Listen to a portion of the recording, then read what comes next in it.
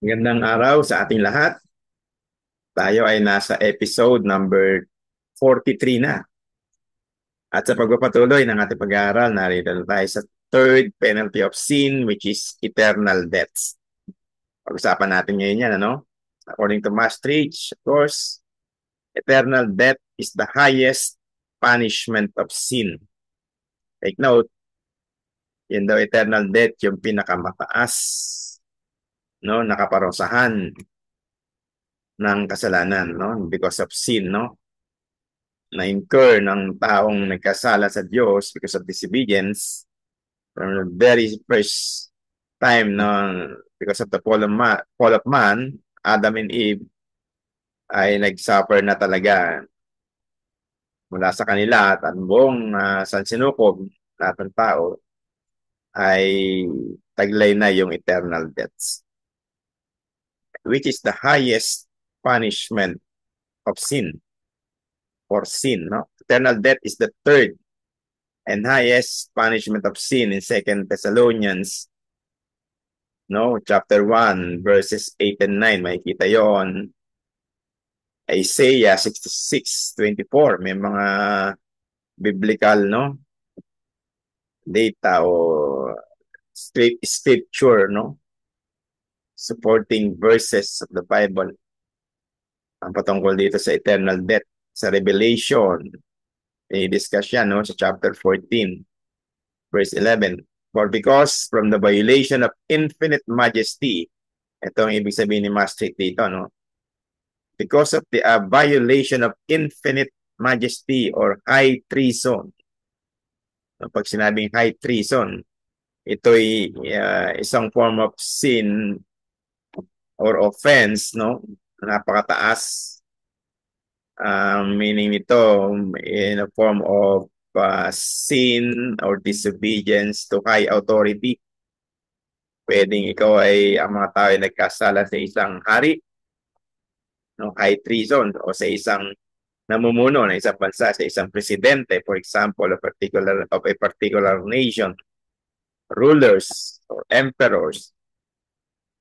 At pag nagkasala yung kanyang subjects, nagkakaroon siya ng high treason crime or the crime of a wounded majesty, meaning ito yung talagang paglabag, no, sa ipinag-uutos sa batas ng kanyang hari, no, for example. What more pa sa pag suway sa utos ng makapangyarihan Diyos na kanyang manlilikha. Yung Panginoon, no, ang lahat ng Panginoon, hari ng mga hari, King of Kings and Lord of Lords. Pag nagkasala ka dito sa kanya, ay yun na nga, you will incur and suffer the punishment of your crime committed to God, of your sin, because of your sin, ay eternal death. Okay? Sabi rito, sin contracts infinite guilt. It also demands that every infinite penalty that one can endure be inflicted upon it. Pag sinabing infinite penalty, walang katapusang kaparusahan, walang hanggang kaparusahan. Naisip na natin dito yung hell, no? Yung eternal torments of hell, eternal separation, no, from God, eternal punishment. Sabi ko sa inyo, from our few days or weeks of lessons, ay nabanggit natin yung even in the subject of hell, yung impyerno. Mismo ang ating Panginoong Yesus ang nagsabi niyan at nagbigay ng warning na meron talagang kaparusahan na hantong doon sa hellfire o yung impyerno nga. Okay, so infinite penalty that one can endure be inflicted upon it. Accordingly, besides the privation or loss of infinite good, mawawala na talaga yung goodness of God sa kanila. Because of a finite creature cannot sustain intensively infinite torments. Sin demands as recompense torments that are extensively infinite, that is, infinite with respect to their duration. Kaya nga yung hell, merong walang hanggang kaparusahan doon o torments, paghihirap there would be gnashing of teeth, no? There would be eternal worms, eternal fire. Kapag eternal fire, walang quenching, walang stop. Hindi pwedeng matigil. Yung hellfire na yon, eternal or unending torments. Pag sinabing torments, yung talagang matinding pagkahirapan, paghihirap, agony, no? Sufferings talagang.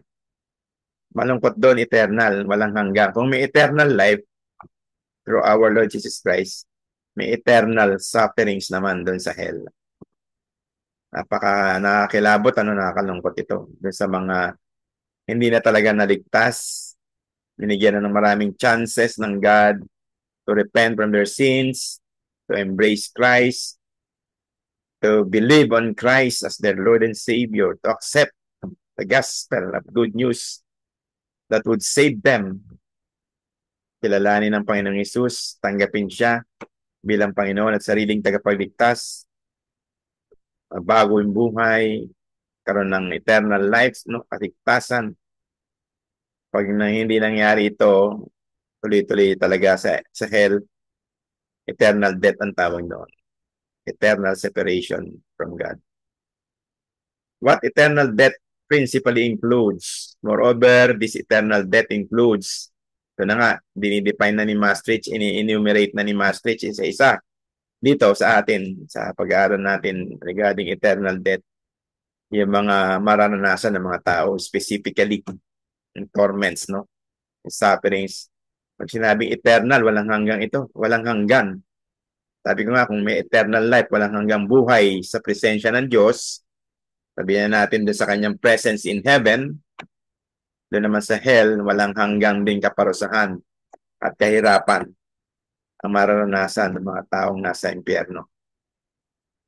At total, final, sabi dito, an eternal privation or loss of all communion with God. Wala na talaga, total separation from God, no more communion, no prayers can be made to God. Hindi na maipag-usap ang Diyos through our prayer and worship. Ang mangyayari, puro sufferings na lang ang mga tao. Mga wicked people, mga unrepentant sinners, totally rejected salvation, the offer and the free gift of salvation. Nireject na yung grace of God. Hindi na kinilala si Lord and Savior, Jesus Christ. Hindi na kinilala at hindi na nga naniwalang may Diyos, no? Na lumikha sa Kanya at nagmahal sa Kanya ng gayon na lamang. Okay, the highest good and of all saving good, salvation, wala na. Wala nang kaligtasan. Matthew 25:41, ito na ay hell torments. Dinidiscuss sa Matthew chapter 25. Ating Panginoong Hesus. Sa verses 41, verse 46, 2 Thessalonians 1:9. Second, a horrible communion and fellowship with the unclean spirits. Horrible talaga, no? Kilabot, nakatakot. Yung communion and fellowship nila, hindi na sa Diyos. Sa unclean spirits na, sa devil and demon spirits na. Ano may Gehenna dito, no? Alam natin, no? Hell ito. Sa English translation, no? Yung hell. Throughout all eternity. Diniscuss na nga ng Lord yan sa Matthew 25:41. Third, unbelievable horrors and pains of conscience from the remembrance of sins. Pati pala yung sin, yung kasalanan nilang ginawa nung sila'y nabubuhay pa, no, sa lupa. Okay? So, kasi itong sa total separation, eternal death, yan ay may incur yung hell kapag una, namatay na sila physically. Yung kanilang soul, it is either no, na mapupunta sa presence of God o dun sa talagang mapupunta doon sa hell. Okay? So may torments talaga doon, no?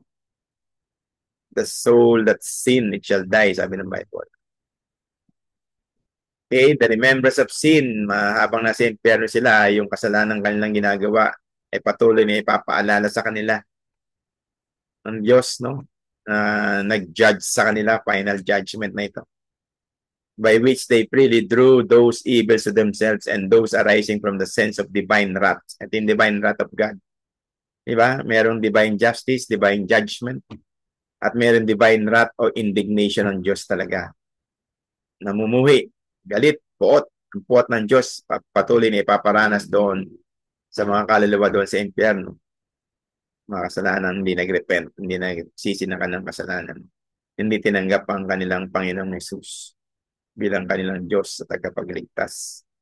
Isaiah 66:24, Isaiah 6:30, verse 33, saka sa Romans chapter 2, verses 8 and 9. And lastly, and unspeakable torments of the body and all its parts. No, meron silang torments in their physical body. Nandun, no?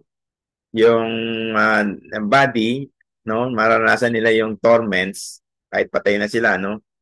Nandun pa rin talaga yung physical torments. Nararamdaman pa rin ng kanilang body.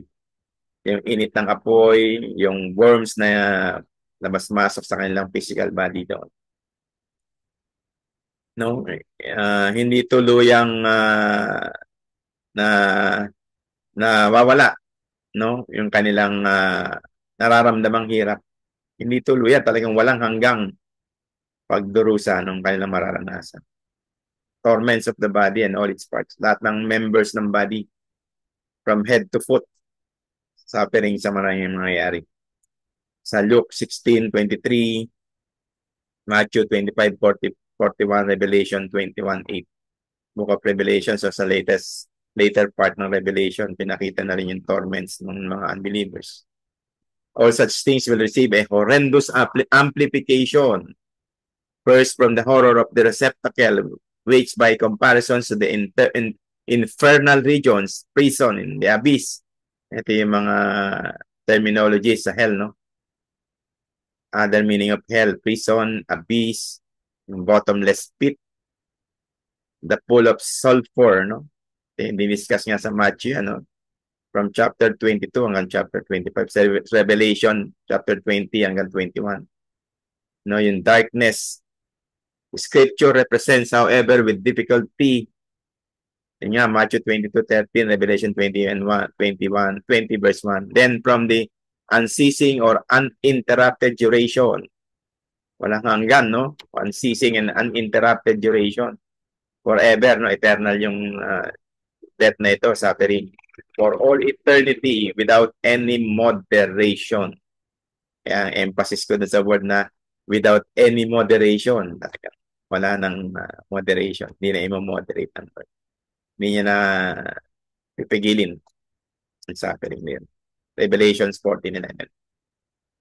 Tutuloy natin, no? Yung mga katuruan at mga susunod sa mga susunod na study natin, yun namang state of sin, pag-aaralan natin. Pero tatapusin lang muna natin itong last classification, which is eternal death, on our next lesson. To God alone be all the glory, of course. Thank you, Lord, for sustaining us throughout these studies. And more to come, Lord, as you will. Thank you so much. See you very, very soon. God bless everybody.